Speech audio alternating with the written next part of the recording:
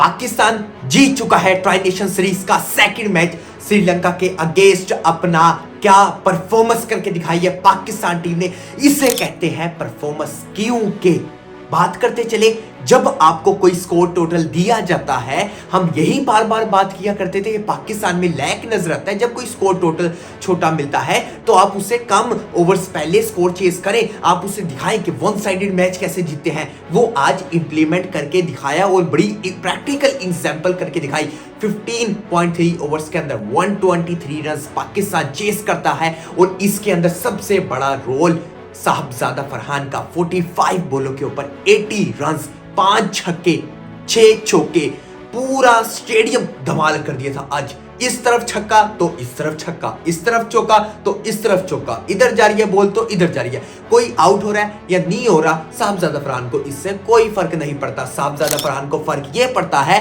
कि टीम का strike rate क्या है और टीम का स्कोर कितना चाहिए, टीम को जीतने के लिए कितने विनिंग रन्स चाहिए रिमेनिंग, बस ये काम किया। और विनिंग शॉट खुद चौका लगाकर मिड ऑन की तरफ लगाकर मैच को फिनिश करके रख दिया। इसे कहते हैं परफॉर्मेंस रियल।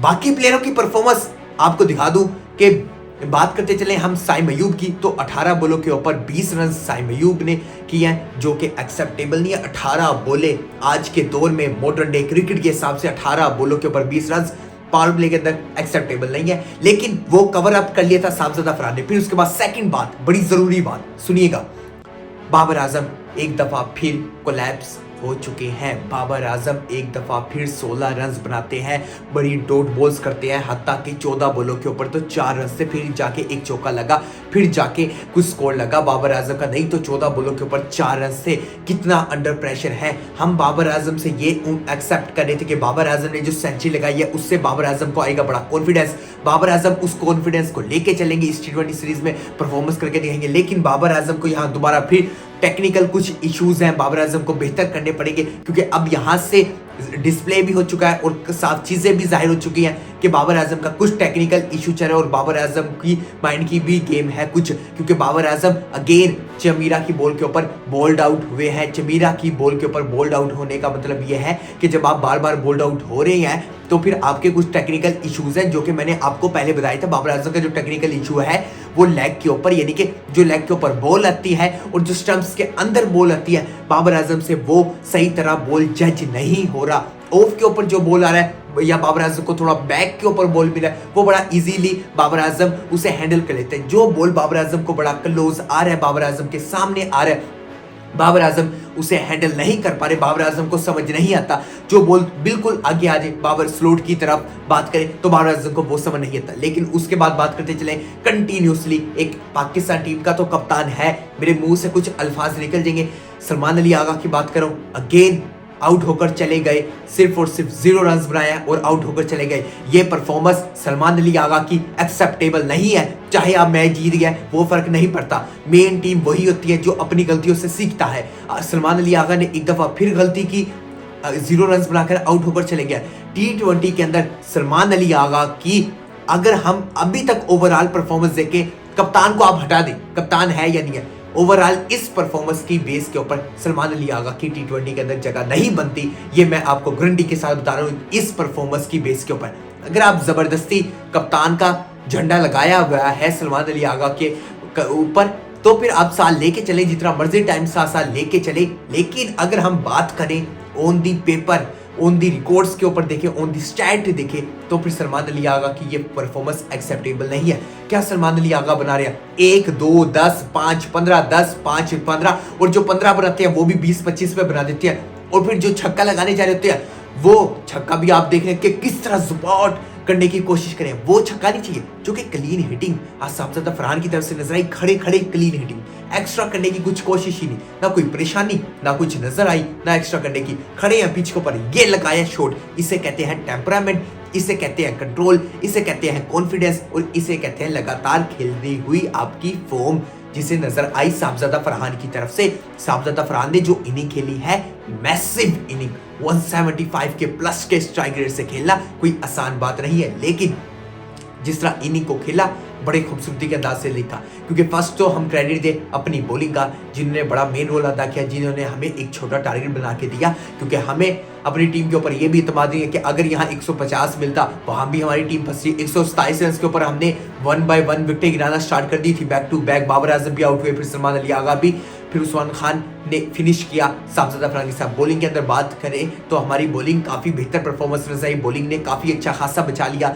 और फिर मेन बात ये कि श्रीलंका को हमने ओडीआई सीरीज से जब बैकफुट किया, 3 मैचेस श्रीलंका को हराए, तो श्रीलंका का जो माइंडसेट है वो पुराना ही चल रहा है उनके दिमागों के अंदर, वो उस चीज़ को दिमाग से नहीं निकाल पा रहे, जिसकी वजह से उनकी परफॉर्मेंस कुछ नजर नहीं आ रही।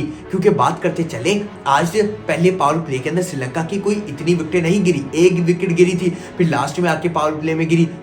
अच्छा स्टार्ट भी मिल गया था, मिसारा ने 12 बॉलों के ऊपर 22 रन बनाए, 2 छक्के लगाए हैं और 2 चौके लगाए हैं, बड़ा अच्छा स्टार्ट मिसारा ने दिया।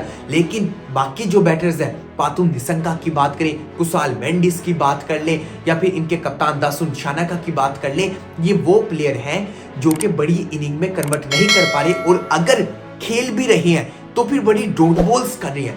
डॉट बॉल्स नहीं करनी, डॉट बॉल्स बड़े करते हुए नजर आ रही हैं, और डॉट बॉल्स इतनी करते हैं, वो चाहते हैं कि गेम को डीप तक लेके जाए, लेकिन जब तक वो गेम को डीप तक लेके जाते हैं उस वक्त तक गेम अच्छी खासी खत्म हो जाती है। उनके अंदर कुछ अवेयरनेस नजर नहीं आ रही, सिंगल डबल रोटेशन स्ट्राइक नजर नहीं आ रहा, बैक टू बैक सिंगल लेना, कम से कम जहां बाउंड्री ना मिले वहां सिंगल ले, लेकिन वो चीजें लैक करती हुई नजर आ रही है श्रीलंका टीम। और फिर जिसने बात करें सचिन सानित ने 39 बॉलों के ऊपर 41 रन, ये भी टी20 के अंदर एक्सेप्टेबल नहीं है, ये मानना पड़ेगा कि बहुत स्कोर कम है। यहाँ 39 बॉलों के ऊपर एट लीस्ट 55 रन 52 रन होते, जो अपनी टीम के लिए 17-18 रन से ऐड होते, तो क्लोज हो जाता श्रीलंका 145 144 के, जो कि बड़ा क्लोज हो सकता था मैच।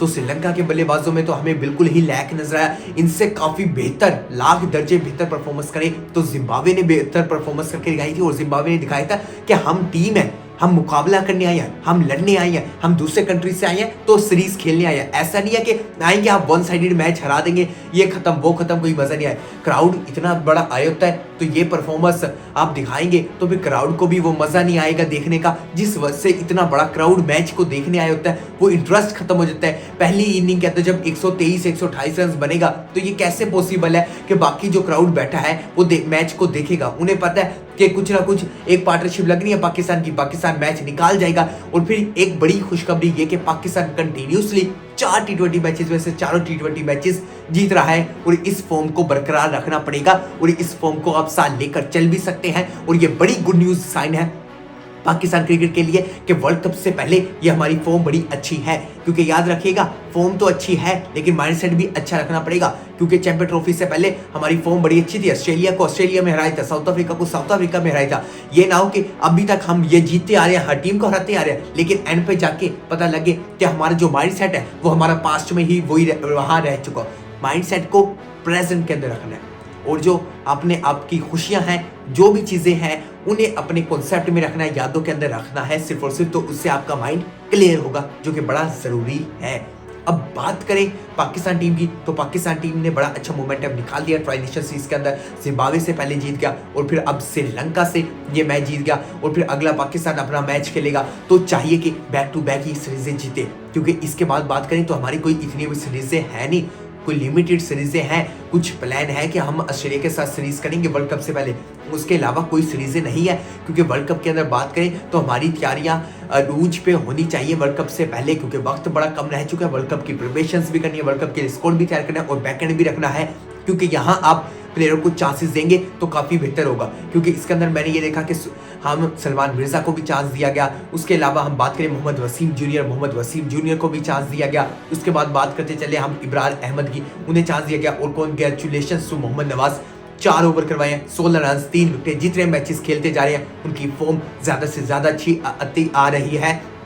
बैटिंग के अंदर बात करें और बॉलिंग के अंदर बात करें, दोनों तरीकों से और दोनों जगह मोहम्मद नवाज अच्छी परफॉर्मेंस दिखा रहे हैं, दिन ब दिन बेहतर हो रहे हैं, दिन ब दिन अपने आप को अच्छा कर रहे हैं और दिन ब दिन बेहतर अपनी परफॉर्मेंस कर रहे हैं और सीख रहे हैं गलतियों से। ऐसा नहीं है कि गलतियों से नहीं सीख रहे, एक दिन उस पे आउट, एक दिन उस पे आउट, अपनी गलतियों से सीख रहे हैं। मेन फोकस उन्होंने रखा हुआ है जो कि बेहतर है, ताकि बैटिंग बॉलिंग से हमें एक ऐसा मेन ऑलराउंडर चाहिए जो कि कंसिस्टेंट ऑलराउंडर चाहिए, जो कि हम वर्ल्ड कप की तैयारी के लिए ले जा सके और ऐसे प्लेयर की हमें खास तौर पर जरूरत है। यहाँ congratulations to Pakistan team, Sahibzada Farhan, Mohammad Nawaz, और उम्मीद करते हैं आने वाले मैचेस के अंदर सलमान अली आगा अपनी परफॉर्मेंस को बेहतर करेंगे और बाबर आजम स्पेशली। मिलता हूं मैं आपसे अगली वीडियो में, तब तक के लिए अल्लाह हाफिज।